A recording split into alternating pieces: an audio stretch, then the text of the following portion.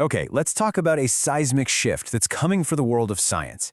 It's all being driven by something called artificial general intelligence, or AGI, and it's on track to completely redefine what it even means to be a scientist in the next generation. Let's get right into it.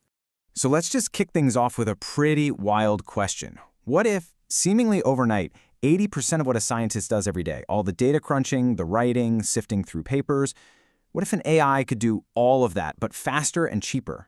What happens to the human in that equation? Well, the people right in the crosshairs of this are what we call early career researchers, or ECRs. You can think of them as the absolute engine room of science. These are folks who just got their PhDs, and they're the ones on the ground really driving discovery forward while trying to build their own independent careers. But before we get into the shockwave that's about to hit, you have to understand just how fundamental these researchers are to science as we know it today. They are literally the foundation that our whole global system of knowledge is built on. And we're not talking about a small group of people here. Globally, there are about 2.5 million ECRs. That is a massive, critical piece of the scientific workforce.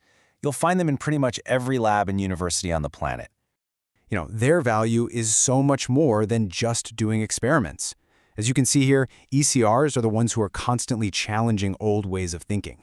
They're training the next wave of students, they're pushing for more open and honest research, they're the bridge between dense, complex science and the real world. They are truly indispensable. But that indispensable foundation, it's about to get fractured.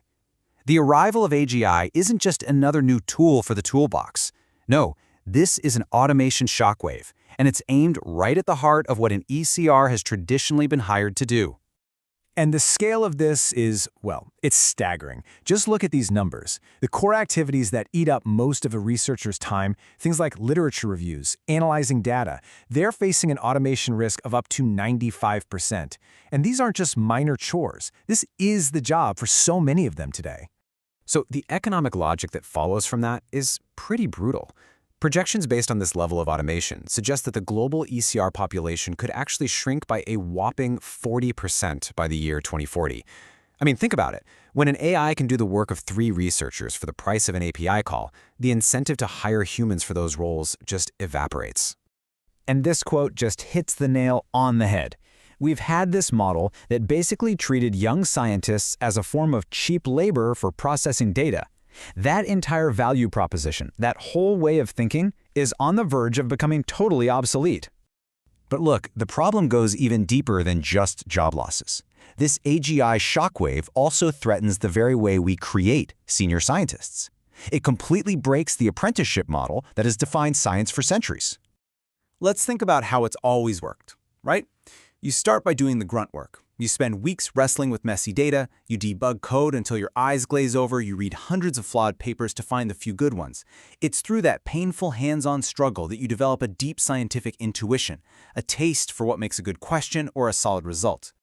But here's the crisis. This is the whole problem right here. If AGI comes in and completely automates that first foundational step, how does a human ever learn the rest?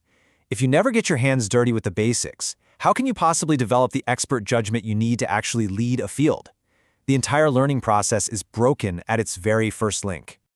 So, is that it? Is this the end of the line for the human scientist? Well, no, but it does force us to get incredibly clear about what AGI can't do. The future of the researcher lies in mastering the skills that are and will remain irreducibly human. First up, judgment. An AGI can spit out a million answers, but it doesn't have the wisdom to know which questions were worth asking in the first place.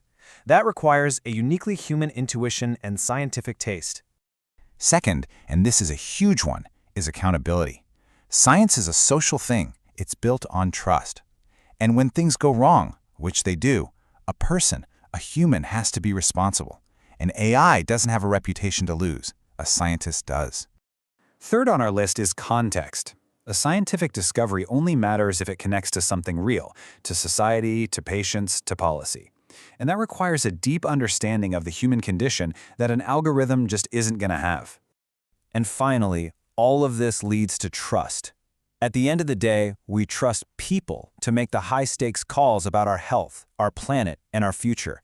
We don't, and we shouldn't, outsource that final responsibility to a machine. See, these 4 pillars: judgment, Accountability, that real-world embodied knowledge you can only get from being there, and trust, they really form the foundation of this new role.